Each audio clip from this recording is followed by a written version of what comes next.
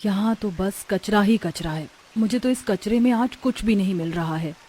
अरे ये देखो, मुझे कचरे में कितनी सारी प्लास्टिक की बोतल मिली है। इन प्लास्टिक की बोतल का तो हम काफी इस्तेमाल कर सकते हैं। और मुझे भी यहाँ पर ये पन्नी में बहते हुए कुछ फल मिले हैं। काफी ताजा फल है, लगता है पेड़ से गिरकर सीधा नदी में बहते हुए यहाँ आए हैं। ये नदी में बहता हुआ कचरा भी किसी खजाने से कम नहीं है। कुछ ना कुछ तो मिल ही जाता है। चलो अब अंदर चलते हैं, शाम होने को आई है, खाने की तैयारी भी तो करनी है। नदी किनारे जंगल में बसे लकड़ी घास फूस के बने हुए छोटे से ससुराल में रहती थी। आखिरकार ऐसी भी क्या मजबूरी रही थी इन सभी बहुओं की, जो इन्हें गांव छोड़कर नदी किनारे जंगल में अपना बसेरा करना पड़ रहा था। और क्यों नदी किनारे पानी में बहते हुए आ रहे कचरे में भी सभी बहुएं कुछ न कुछ चुनकर निकाल रही थी। आइए इसके पीछे की कहानी जानते हैं। अरे अब तो लकड़ी काटने के लिए इस जंगल में कोई पेड़ ही नहीं बचा। देखो तो सिर्फ कितने गिने चुने पेड़ रह गए हैं। ऐसे तो हम लोगों का गुजारा चलना मुश्किल हो जाएगा। और नहीं तो क्या, लकड़ी काटने के अलावा हम सभी भाइयों को कोई और काम भी तो नहीं आता है। इतनी सी लकड़ियों को बेचकर तो हम सिर्फ चंद पैसे ही कमा पाएंगे। रघु, सोमनाथ, संजय, विजय, विनीत, संदीप, आकाश, रोहित, पीयूष, प्रदीप, ये सभी भाई अपने गांव में बने जंगल में पेड़ों से लकड़ियां काटकर उन्हें शहर ले जाकर बेचते थे और इसी तरह ही अपने पूरे परिवार का खर्चा चलाते थे। लेकिन बीतते समय के साथ साथ अब जंगल की लकड़ियां कम होने लगी थी, जिससे इन सभी को काफी दिक्कत आती है। और एक दिन, आप लोग हमारे साथ ऐसे कैसे कर सकते हैं? अरे ये जंगल ही तो हमारी रोजी रोटी का सहारा है। अगर हम जंगल से लकड़ी काटकर बाहर शहर में नहीं बेचेंगे तो हमारा परिवार तो भूखा मर जाएगा। हाँ साहब, ऐसा मत करिए, हमसे हमारी रोजी रोटी मत छीनिए। तुम्हारी रोजी रोटी के चक्कर में जंगल से कितने सारे पेड़ कट चुके हैं। सरकार ने अभी जंगल से पेड़ काटने पर प्रतिबंध लगा दिया है। अगर तुम में से कोई भी जंगल से लकड़ी काटते हुए मिल गया तो उसे बहुत लंबी जेल हो जाएगी। जंगल से लकड़ी काटने पर प्रतिबंध लगने की वजह से सभी भाई काफी परेशान होते हैं और अब उन सब का गुजारा चलना काफी मुश्किल हो गया था। आखिरकार कब तक आप सब इसी तरह दुखी रहेंगे? खाना खा लीजिए। हमारा कुछ भी खाने का मन नहीं कर रहा है। खाने को देखकर हमें तो अपनी रोजी रोटी की फिक्र हो रही है। हम लोग तो एक गांव में रहते हैं और गांव में तो कितने सारे जंगल होते हैं। तो क्या इस जंगल के अलावा कोई और जंगल नहीं है जिससे आप लोग लकड़ियां काट सके? एक जंगल है, लेकिन वो यहाँ से बहुत दूर है। अगर हम सुबह लकड़ियां काटने जाएंगे तो शाम से पहले वापस ही नहीं आ सकेंगे। तो क्या हुआ, आप लोग जाइए और अपने खाने की फिक्र मत कीजिएगा। हम सभी घर का काम खत्म कर खाना लेकर आपके पास दोपहर तक आ जाया करेंगे और शाम में हम सब लोग साथ में ही घर आया करेंगे। अपनी अपनी पत्नियों की बात मानकर सभी भाई अपने गांव से कई सौ दूर बने जंगल में रोज सुबह सुबह अपनी अपनी कुल्हाड़ियां लेकर पेड़ की लकड़ियां काटने के लिए चले जाते हैं। वहीं अब सभी बहुएं जल्दी से सारा काम खत्म करके अपने अपने पतियों के लिए खाना बनाती हैं और खाना लेकर उनके पास जाने लगती हैं। लेकिन वो जंगल उनके घर से इतना दूर था कि दोपहर के बजाय उन सबको वहां पहुंचते पहुंचते रोज शाम हो जाती थी। ये क्या, सारा का सारा खाना ठंडा हो गया। हम दोपहर के निकले थे और पहुंचते पहुंचते शाम हो गई। 3 दिन से हमारे पति कुछ भी नहीं खा पा रहे हैं। अरे हम लोगों ने तो तुम लोगों से पहले ही कहा था खाना लेकर आने की कोई जरूरत नहीं है। बेकार में तुम लोग इतना दूर आती हो और हम लोग खाना भी नहीं खा पाते। कैसे? सुबह भी आप लोग कुछ खाकर नहीं जाते हैं और पूरा दिन भूखे रहेंगे तो काम कैसे करेंगे? हमें कुछ ना कुछ तो सोचना पड़ेगा। वो सभी इस जंगल किनारे नदी के किनारे खड़े होकर बात कर ही रही होती हैं कि तभी मेघा सोचती है, अरे हम काम क्यों नहीं करते? गांव में वैसे भी हमें कुछ काम नहीं है। पूरा दिन तो हम लोग खाली ही बैठी रहती है और गांव में ज्यादा किसी से बोलचाल भी नहीं है। तो क्यों ना हम सब अपना थोड़ा बहुत सामान लेकर इसी नदी किनारे आकर बस जाएं। अगर हम यहाँ रहेंगे तो समय पर अपने पति को खाना भी दे पाएंगे और उनके साथ भी रहेंगे। तुम लोग क्या कह रही हो? ये इतना भी आसान नहीं है। पता है यहाँ पर तुम्हें कितनी परेशानियां हो सकती हैं। इन लोगों की बात सही है, लेकिन मेघा भी बिल्कुल ठीक कह रही है। शुरुआत में हो सकती है हमें परेशानियां रहने में, लेकिन धीरे धीरे आदत लग जाएगी। और यहाँ तो नदी भी है, हमें पानी की भी कोई कमी नहीं होगी और जंगल से भी हमें फल वगैरह मिल जाएंगे और हम तो यहाँ पर खेती भी कर सकते हैं। अपनी पत्नियों के बार बार कहने पर सभी पति आखिरकार उनकी बात मान जाते हैं, जिसके बाद अब वो सभी घर जाते हैं और घर का सारा जरूरी सामान पैक करके अगले दिन ही जंगल के पास बनी नदी किनारे आ जाते हैं। सबसे पहले हमें यहाँ घर बनाना होगा। अब हमारे पति तो लकड़ियाँ काटने चले गए, इसलिए ये काम हमें ही करना होगा। लेकिन हम घर बनाएंगे कैसे? हम अपने पतियों से लकड़ियां ले आते हैं और घास फूस और इन पत्तों की मदद से एक छोटी सी झोपड़ी बना लेंगे और आराम से रहेंगे। सभी बहुएं अपने पतियों से लकड़ियां लेकर आती हैं। वहीं आसपास से बेल, घास फूस और पत्तों को इकट्ठा करती हैं और सबसे पहले लकड़ी की मदद से एक छोटा सा घर का ढांचा तैयार करके घास फूस, पत्तियों और बेल से ढक देती हैं। चलो अब घर तो तैयार हो ही गया। ऐसे ही कुछ दिन गुजर जाते हैं। सभी भूमि नदी किनारे बैठकर बर्तन और कपड़े धो रही होती हैं कि तभी नदी से बहता हुआ कुछ कचरा आता देख बताओ भला, लोगों ने नदी को भी नहीं छोड़ा, कितना सारा कचरा आ गया है। चलो अब इस कचरे को साफ करते हैं। सभी बहुएं मिलकर नदी के किनारे आई कचरे को साफ कर रही होती हैं कि तभी उन्हें उस कचरे के अंदर से कुछ बोरी और कुछ कांच की बोतल मिलती हैं, जिसे देख ये तो काफी सारी बोरियां नदी में बहती हुई यहाँ आ गई हैं। हम इन बोरियों से अपने घर की छत को ढक सकते हैं। वैसे भी हल्की हल्की धूल हमारी छत से अंदर आती रहती है, इससे हमारी छत पूरी तरह से ढक जाएगी। कांच की बोतल कितनी सुंदर है ना, इन्हें हम गर्म करके अच्छे से काट देंगे, फिर ये बिल्कुल कांच के ग्लास की तरह ही काम करेंगे। जहां कुछ बहुएं उन बोरियों को सुखाकर घर की छतों और दीवारों को ढक देती हैं, वहीं कुछ कांच की बोतल को बीच में से काटकर उन्हें घिसकर उनसे गिलास बना लेती हैं। और अब इसी तरह आए दिन किनारे से जो भी बहता हुआ कचरा आता, उन सब में उन सभी लोगों को कुछ न कुछ मिलता ही रहता। आज तो हमें इस नदी किनारे काफी कुछ मिला, जैसे ये प्लास्टिक की बोतल, टायर और ये बहते हुए कुछ फल। लेकिन अब हम इसका इस्तेमाल करेंगे कैसे? चलो फल तो हम खा लेंगे, लेकिन ये प्लास्टिक की बोतल और ये 3 टायर का क्या करेंगे? अरे इंसान बहुत कुछ कर सकते हैं। हमारे घर में बैठने के लिए कुछ भी नहीं है। हम टायर पर कपड़ा डाल देंगे जो बिल्कुल बैठने का काम करेगा, और इन प्लास्टिक की बोतल में घास डालकर हम इसमें पौधे के बीज डाल देंगे और घर के बाहर टांग देंगे, जिससे अब धीरे धीरे इसमें पौधे और बेल उगेंगे और हमारे घर की शोभा बढ़ाएंगे। ऐसे ही कई दिन गुजर जाते हैं। अरे ये तो एलोवेरा के पौधे हैं। ठंड का मौसम हल्का हल्का शुरू होने को आ गया है और हमारी त्वचा तो देखो कैसी रूखी रूखी सी रहती है। अगर हम एलोवेरा अपनी त्वचा पर लगाएंगे तो हमारी त्वचा बिल्कुल ठीक रहेगी। मेघा शिल्पा के साथ मिलकर ढेर सारे एलोवेरा के पौधे तोड़ती है और उनसे एलोवेरा जेल निकालकर उसके अंदर नारियल का तेल और चावल का पानी मिलाकर उससे क्रीम बनाती है, जिसे लगाने से उन सबकी त्वचा 2 से 3 दिन के अंदर ही काफी ज्यादा चमकने लगती है। हमारे सेठ की बेटी सोनाली की त्वचा भी कितनी रूखी रूखी रहती है ना, बेचारी काफी परेशान रहती थी अपनी त्वचा से। एक काम करते हैं, उसके लिए क्रीम ले चलते हैं, उसे क्रीम भी दे देंगे और सभी गांव वालों से भी मिलेंगे। वैसे ज्यादातर हमारे गांव में किसी से जान पहचान तो थी नहीं, लेकिन जिससे थी उनकी बड़ी याद आ रही है। सभी बहुएं अपनी बनाई हुई क्रीम गांव में ले जाती हैं और अपनी सेठ की बेटी सोनाली को देती हैं, जिसे लगाने पर सोनाली को काफी अच्छा लगता है और 2 से 3 दिन में ही सोनाली की त्वचा काफी अच्छी हो जाती है, जिसके चलते सोनाली अपने घर के नौकरों को भेजकर उन सभी लोगों को एक बार फिर अपने घर बुलाती है। इनसे मिलो, ये है मेरे चाचा के बेटे शुभम, एक स्किन स्पेशलिस्ट डॉक्टर हैं। ये कल ही मेरे घर आए थे और उन्होंने जब मुझे तुम्हारी बनाई हुई क्रीम लगाते देखा तो उन्हें ये क्रीम काफी पसंद आई। मैं आप लोगों से मिलना चाहता था। क्या सच में ये क्रीम आप लोगों ने बनाई है? क्योंकि हमारी स्किन के लिए ये काफी अच्छी है। ये हमने ही बनाई है। क्या आप ऐसे और भी क्रीम और बना सकते हैं? देखिए, अगर आप ऐसे क्रीम बनाकर मुझे भेजेंगे तो जितना मुझे मुनाफा होगा उसका 50% मैं आपको दे दूंगा। सामान मेरा होगा और मेहनत आपकी, और मुनाफा हम दोनों का ही होगा। हाँ क्यों नहीं, वैसे भी घर के काम के बाद तो हम लोग खाली बैठे होते हैं, तो क्यों ना हम ये काम शुरू कर दें।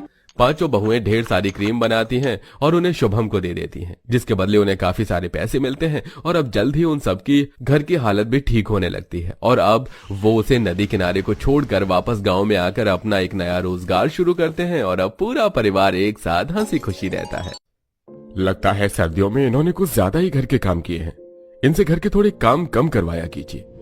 और फिलहाल तो इन्हें बेड रेस्ट की जरूरत है। इन्हें सर्दी लग गई है, जितना हो सके गर्म खाना और गर्माहट देने की कोशिश कीजिएगा। ये दवाई मैंने दे दी है। डॉक्टर इतना कहकर वहां से चले जाते हैं। वैजयंती की आंखों में आंसू होते हैं और वो गुस्से में रोते हुए अपनी बेटी को देखकर कहती है, मना किया था ना मैंने तुझे कि मत कर 10 ननंद वाले ससुराल में शादी, और करो 10 ननंद वाले ससुराल में शादी। तूने मेरी एक नहीं सुनी। आज अगर तूने मेरी बात सुनी होती तो शायद तेरे साथ ऐसा ना होता। तुझे तो अपनी ही चलानी थी ना। अपनी माँ की ऐसी बातें सुनकर बहू निहारिका रोने लगती है और उसे बहुत बुरा लगता है, लेकिन अब उसकी हालत इतनी ज्यादा खराब थी कि वो बिस्तर से उठ भी नहीं सकती थी। आखिर ऐसा भी क्या हो गया था निहारिका के साथ जो वो इस कदर बिस्तर पर बीमार पड़ी थी? ये तो अब कहानी में थोड़ा पीछे जाने के बाद ही पता चलेगा। बेटी, अभी भी तेरे पास मौका है। तू अभी भी चाहे तो अपना फैसला बदल सकती है। सोच ले, आगे कदम बढ़ाने के बाद पीछे नहीं हट पाएगी। अरे 1 नहीं, 2 नहीं, 3 नहीं, पूरी 10 ननंद वाला ससुराल है तेरा। अरे माँ, आप भी ना क्या क्या बोलते हो। देखो 10 ननंद का ससुराल है, ये तो और अच्छी बात है कि मेरी 10 ननंद होंगी। हर कोई एक एक काम करेगी तो मुझे घर में कामों के ज्यादा समय नहीं लगेगा। मैं शादी के बाद भी पढ़ाई भी करूंगी और ऑफिस भी संभालूंगी। मुझे अपना करियर बनाना है। जहाँ इतनी सारी ननंद होंगी वहाँ मेरे घर में काम करने की जरूरत ही नहीं पड़ेगी। अब मैं तुझे कैसे समझाऊं, तू तो मेरी बात ही नहीं सुनना चाहती। जैसे तू ख्वाब देख रही है, ये ख्वाब पूरे होना मुश्किल है बेटी। अब आप चुप हो जाओ माँ। मेरी ननंद आज शगुन लेकर आने ही वाली हैं। अगर उन लोगों ने ये सब सुन लिया तो उन्हें कितना बुरा लगेगा। निहारिका इतना कहती ही है कि तभी उनके घर की घंटी बजती है, जिससे निहारिका को यह समझ आ जाता है कि उसकी नंद शगुन लेकर घर आ गई है। कैसी हो मेरी होने वाली बहू, ये लो शादी से पहले का शगुन। शादी वाले दिन एकदम गुड़िया की तरह तैयार हो जाना। हाँ भाभी, ऐसे तैयार होना कि सबकी नजर आपके ऊपर ही रहे। आपने जो मुझे फोटो भेजी थी, मैंने माँ से वही लहंगा मंगवाया है आपके लिए। ये देखो। शगुन का सारा सामान अपनी पसंद का देखकर निहारिका बहुत खुश होती है। हाय, मैं सदके जावा अपनी ननंद पर। कितनी प्यारी ननंद है मेरी, कितना ख्याल रखती है मेरी पसंद नापसंद का। शादी के बाद ही मेरा बहुत ख्याल रखेगी। माँ भी ना बेकार में उल्टी सीधी बातें सोचती हैं।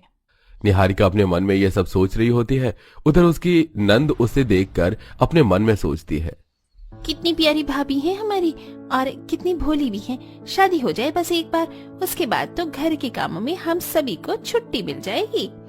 चलो, भाभी के आने के बाद रसोई से छुट्टी तो मिल जाएगी। रोजाना मुझे ही रात को खाना बनाना पड़ता है। भाभी के आने के बाद मुझे किसी के भी कपड़े धोने नहीं पड़ेंगे। भाभी अपने आप कर लेंगी सारे काम। चलो, भाभी के आने के बाद सुबह जल्दी उठने का झंझट भी खत्म हो जाएगा। भाभी खुद ही माँ को चाय बनाकर पिला दिया करेंगी। इस तरह भाभी और नंद के अपने ही अलग अलग ख्याली पुलाव चल रहे थे। बहुत जल्दी निहारिका की शादी हो जाती है और वो शादी करके अपने ससुराल पहुंच जाती है, जहां उसकी 10 नंद उसका बहुत अच्छे से गृह प्रवेश करती है। आ जाओ भाभी जी, आपका बहुत प्यार से इस घर के अंदर स्वागत है। तुम हुस्न परी, तुम जानी जहां, तुम सबसे हंसी, तुम सबसे जवां, सौंदर्य साबुन निरमा। हे भगवान काव्या, तेरी एडवर्टाइजिंग दोबारा से शुरू हो गई। तो भाभी का स्वागत कर रही है या एडवर्टाइजिंग करके दिखा रही है? अरे बस करो, भाभी को थोड़ा सा आराम भी तो करना है। चलो भाभी को उनके कमरे में छोड़ कर आते हैं। इस तरह 10 नंद उसे उसके कमरे में छोड़ने जाती है, जहाँ वो खूब सारी बातें करती है। क्या बात है, मेरी ननंद तो बहुत अच्छी है, कितनी प्यारी प्यारी बातें करती है। तभी कमरे में सास आती है।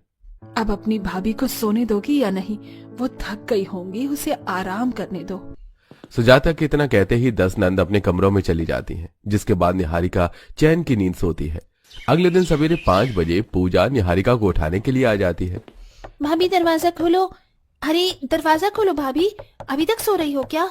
निहारिका दरवाजा खोलकर बाहर आती है। उफ, इतनी ठंड में 5 बजे आप मेरे कमरे के बाहर? क्या हुआ, इतनी जल्दी क्यों उठा दिया मुझे? नहीं भाभी, दरअसल भैया को जल्दी ऑफिस जाना होता है और माँ पिताजी को सुबह चाय चाहिए होती है और आज आपकी पहली रसोई की रस्म है, इसलिए मैं आपको उठाने आ गई। अच्छा हाँ, मैं तो भूल ही गई थी कि मेरी पहली रसोई की रस्म भी होनी है। चलो मैं आती हूँ। सुबह का वक्त होता है और ठंड ज्यादा लगती है। निहारिका स्वेटर पहनकर रसोई में पहुंच जाती है। चलो कोई बात नहीं, आज तो मेरी पहली रसोई की रस्म है, इसलिए सभी आराम से सो रही हैं। इसके बाद तो सब मेरी मदद करवा ही देंगी। निहारिका सुबह 10 नंद के साथ अब पति, सास, ससुर सभी का नाश्ता बनाती है। जैसे जैसे नंद उठती है वो अपनी फरमाइश के हिसाब से नाश्ता बताती हैं। भाभी मेरे लिए अंडा ब्रेड बना देना। मुझे तो नाश्ते में आलू के पराठे खाने हैं, आप मेरे लिए वही बना देना। अच्छा चलो ठीक है, मैं बना देती हूँ। निहारिका को रसोई में लगे लगे बहुत देर हो जाती है। उसे इतना सारा नाश्ता बनाना पड़ता है कि वो थक भी जाती है। बहुत थकावट हो रही है। नाश्ता बनाने के बाद थोड़ा सा आराम करूंगी। घर का काम तो मेरी ननद खुद ही कर लेंगी। निहारिका सबको नाश्ता करने के बाद कमरे में आराम करने के लिए जा रही होती है। अरे भाभी कहाँ जा रही हो? बहुत सारे गंदे कपड़े पड़े हैं, पहले वो धो लो। और घर के काम भी नहीं हुए हैं, उसे भी कर देना, उसके बाद आप आराम कर लेना। 10 नंद 10 तरह के काम बताकर अपने कमरों में चली जाती हैं, जिसके बाद निहारिका को अकेले ही घर के सारे काम करने पड़ते हैं। ये क्या, मैंने तो कुछ और ही सोचा था, लेकिन यहाँ तो कुछ और ही हो रहा है। आराम करने तो मैं जाने वाली थी, लेकिन मेरी जगह मेरी 10 ननंद आराम करने चली गई। निहारिका को नाश्ता बनाने के बाद लंच भी बनाकर तैयार करना पड़ता है और उसके बाद वो घर के काम करती है। घर के काम करते करते शाम का वक्त हो जाता है, जिसके बाद अब उसे डिनर की तैयारी करनी थी। भाभी, हमारे लिए तो आप आज मटर पनीर की सब्जी बना देना, बहुत दिन हो गए हैं मटर पनीर खाए हुए। और हमारे लिए वेज पुलाव बना देना, हरी वेजिटेबल्स डालकर। रात के डिनर में भी उनकी फरमाइश होती है। इसके अलावा उनके पर्सनल काम भी होते हैं, जैसे किसी के कपड़े प्रेस करना या किसी के कपड़े ढूंढ कर देना और भी बहुत कुछ। ऐसे ही घर के सारे काम संभालते हुए और 10 नंद के पर्सनल काम करते हुए निहारिका को कुछ दिन बीत जाते हैं। ऊपर से ठंड में उसे ठंडे पानी में सारे काम करने पड़ते हैं। मेरे तो हाथ ही सुन हो गए ठंडे पानी में कपड़े धोते हुए। सुबह से शाम तक बर्तन भी मुझे ही धोने पड़ते हैं, मेरी ननंद कुछ नहीं करवाती। काश मैं माँ की बात सुन ही लेती तो आज मुझे ये दिन न देखना पड़ता। ये सब मेरा ही किया धरा है। मुझे 10 ननंद की ससुराल में शादी करनी ही नहीं चाहिए थी। अब जो हुआ है उसे भुगत भी रही हूँ, इसके अलावा अब कर भी क्या सकती हूँ। माँ, मेरी बहुत ज्यादा तबीयत खराब हो रही है। अगर मैं यहाँ रहूंगी तो मेरी 10 ननंद मुझसे ऐसे ही काम करवाती रहेंगी। आप मुझे यहाँ से लेकर चलो। मैं तो तुझे पहले ही कहती थी, मैं तेरा बैग पैक कर रही हूँ, इतने तू थोड़ी देर आराम कर ले। और आप लोग मुझे थोड़ा सा अपनी बेटी के साथ वक्त दे दीजिए। बहन जी, मेरी बेटियों की गलती के लिए मैं माफी मांगता हूँ, लेकिन ये नहीं कहूँगा कि आप बहू को यहाँ पर छोड़कर चले जाओ, क्योंकि इसमें सारी गलती मेरे परिवार वालों की ही है। चलो सुजाता। इस तरह आनंद और सुजाता कमरे से निकलकर अपने कमरों में चले जाते हैं। वहीं वैजंती अपनी बेटी का सामान पैक करके उसे अपने साथ अपने घर ले जाने के लिए तैयार कर लेती है। कुछ देर बाद वैजंती कमरे से बाहर अपनी बेटी के साथ आती है। अपने ही सामने अपनी भाभी को जाते हुए देख 10 नंदों को बुरा लगता है। भाभी, आप कहाँ जा रही हो? हमें छोड़कर मत जाओ। हमने आपके साथ बहुत बुरा किया, हमें माफ कर दो भाभी। आज के बाद ऐसा नहीं होगा भाभी, मत जाओ घर को छोड़कर। मामी, हमें अपनी गलती का एहसास है, हमें माफ कर दो। हम सभी आज के बाद आपसे कोई काम नहीं करवाएंगे, ये हमारा वादा है। बहुत सारे सपने लेकर आई थी अपने ससुराल में, लेकिन 10 ननंद होने के बावजूद भी मेरे सारे सपने बर्बाद हो गए। अब मैं यहाँ नहीं रह सकती। बहू, तुम जो कर रही हो सही कर रही हो, मैं तुम्हें नहीं रोकूंगी।